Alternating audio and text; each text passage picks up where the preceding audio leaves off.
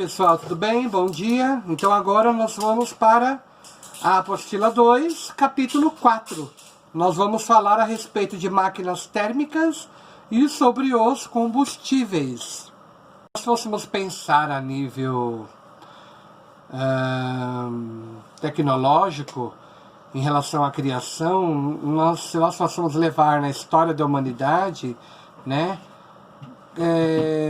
no conhecimento científico que foi construído até aqui, o que foi algo assim impactante, né? Foi a criação das vacinas, né? E a formulação dos antibióticos, né? Mas a nível socioeconômico e ambiental, quem que nós podemos citar aí como exemplo, né? Seria a máquina térmica. Então nós vamos falar, né, sobre a invenção que mudou os rumos dessa sociedade em relação a essas máquinas térmicas, tá bom?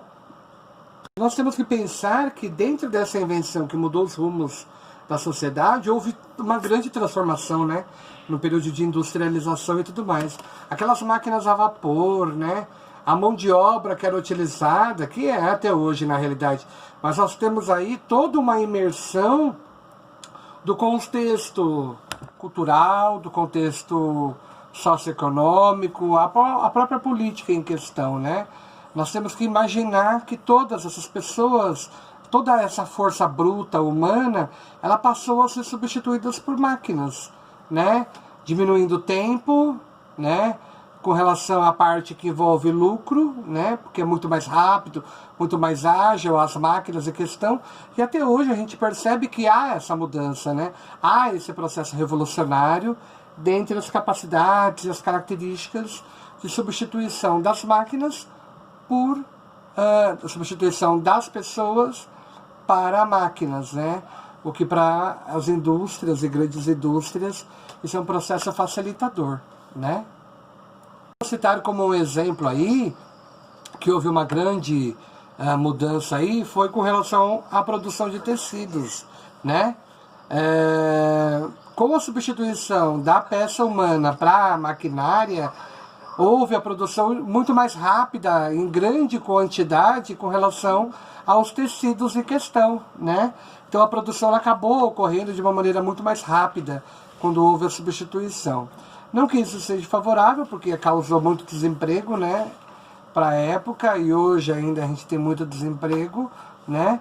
Mas tudo tem o lado a favor, né, e tudo tem o lado contra também, tá? Dentro do processo de linha do tempo, a gente tem que pensar que de uma maneira geral, nessa revolução industrial que veio a ocorrer, né, ela foi importante, ela ocorreu aí em meados de 1760 a 1840, né? E nessa revolução industrial, que se deu início na Inglaterra, né? Em poucas décadas ela se espalhou pela Europa Ocidental e pelos Estados Unidos e ela foi considerada um divisor na história, né?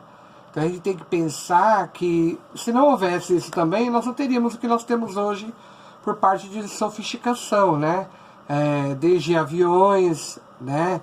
Desde carros, desde equipamentos, todos oriundos de máquinas térmicas, né? Então a gente tem que também fazer uma reflexão dentro daquele processo que eu falei, com relação a tudo ter o lado a favor e o lado contra, né? Mas acredito que os benefícios eles foram muito maiores do que os prejuízos em questão, tá? E vamos pensar em como funcionam as máquinas térmicas, né? Então as máquinas térmicas elas são capazes de converter a energia térmica da queima, né, de um combustível que é liberada no processo de combustão em energia mecânica. Dentro desse tipo de máquina, né, ela é capaz de transformar esse calor em trabalho como capacidade de movimentar, de levantar, de modificar, até mesmo a posição de um determinado objeto. Então a máquina de vapor é um dos tipos de máquinas térmicas que são usadas até os dias de hoje, né, de uma forma geral, tá? E aí nós vamos poder citar como exemplo a própria locomotiva a vapor, né?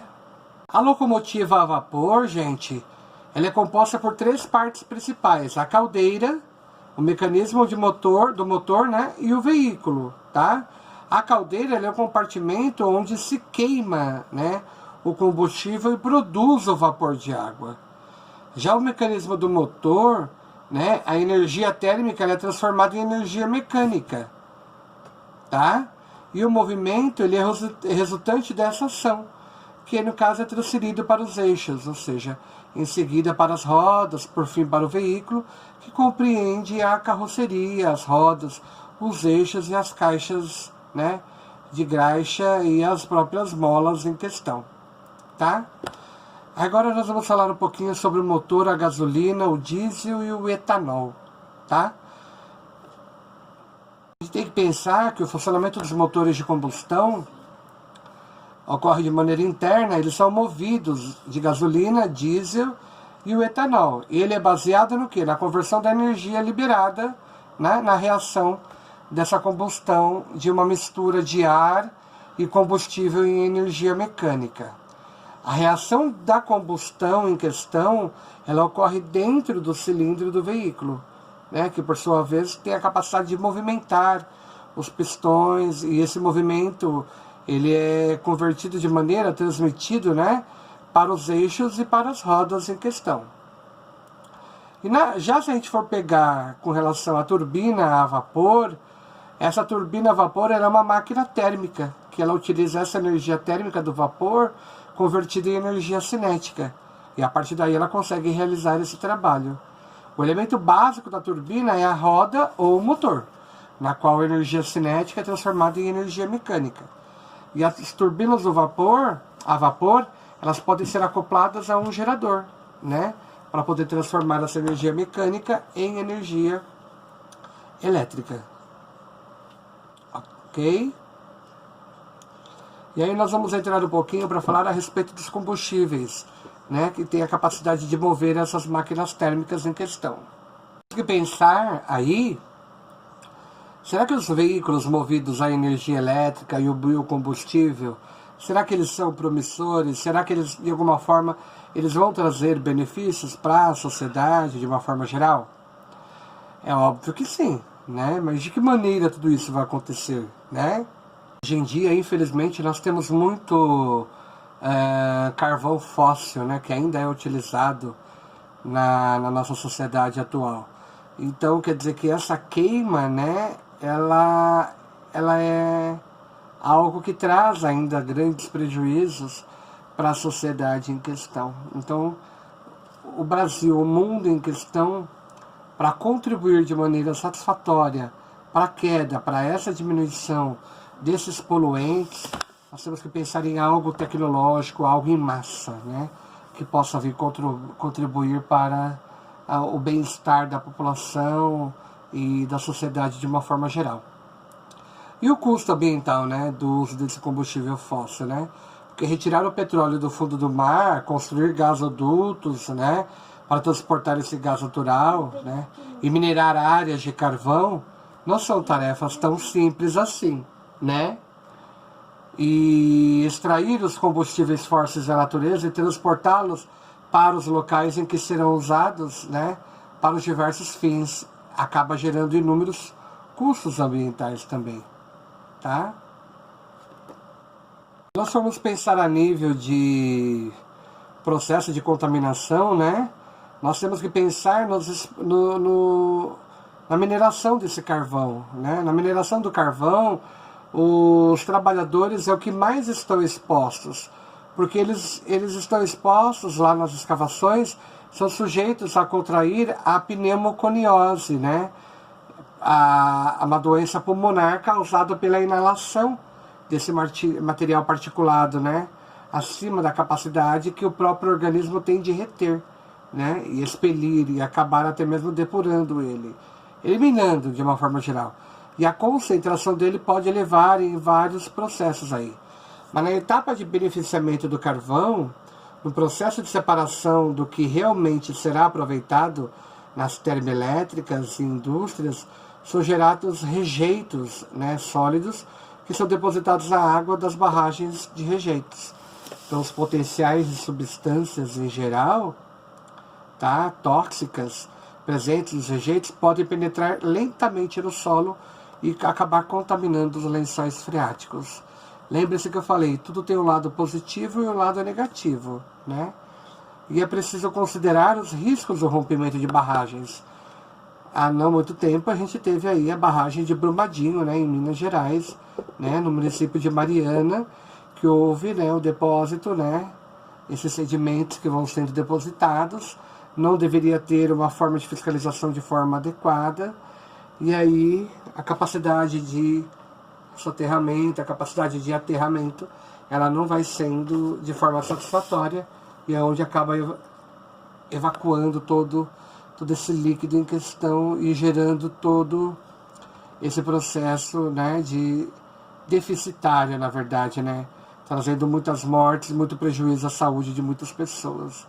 E que sofrem até hoje, porque todo o processo de contaminação que elas causam e que elas trazem é muito grande, né, e existem situações que serão irreversíveis. Não pela contaminação, mas por todas as vidas que ali se perderam, que ali se foram, né? É triste, mas a gente tem que pensar em tudo isso, né? O que acontece e o que não acontece, né?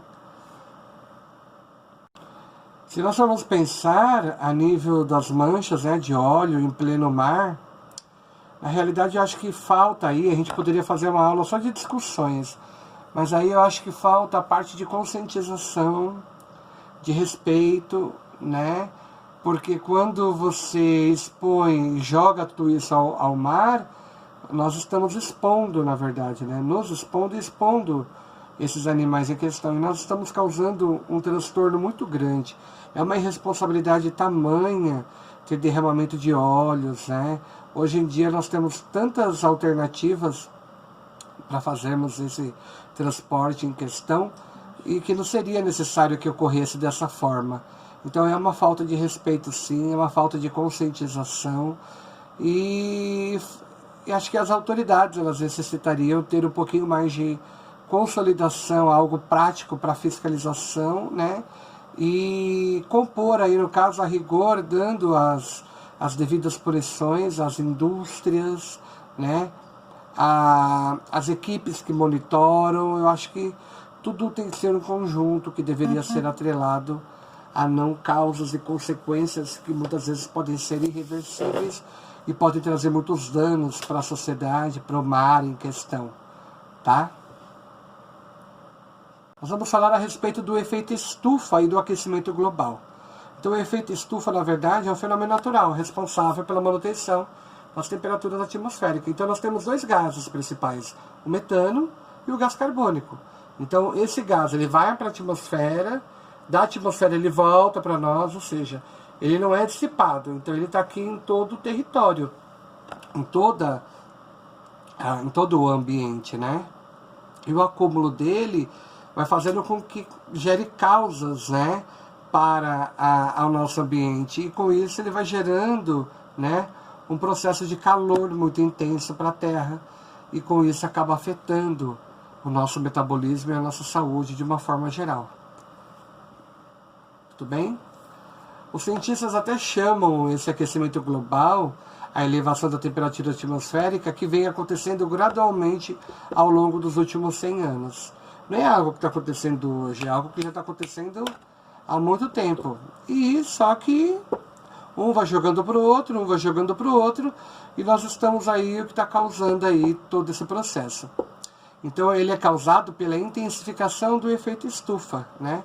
Em consequência do aumento do gás carbônico e de alguns outros gases presentes na atmosfera. E com isso nós chamamos esse aquecimento global, né, dos gases presentes do efeito estufa. Tá? Em razão dessa grande concentração de gases que nós temos presente na atmosfera, acaba ocorrendo a concentração de calor. Tá?